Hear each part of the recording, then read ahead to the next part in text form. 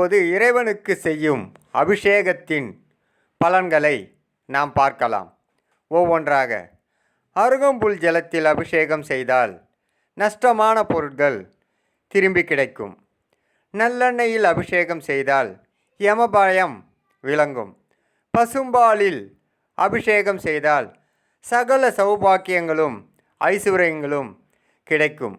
பசுந்தயிரில் அபிஷேகம் செய்தால் பலம், ஆரோக்கியம், தேஜஸ் கூடும்.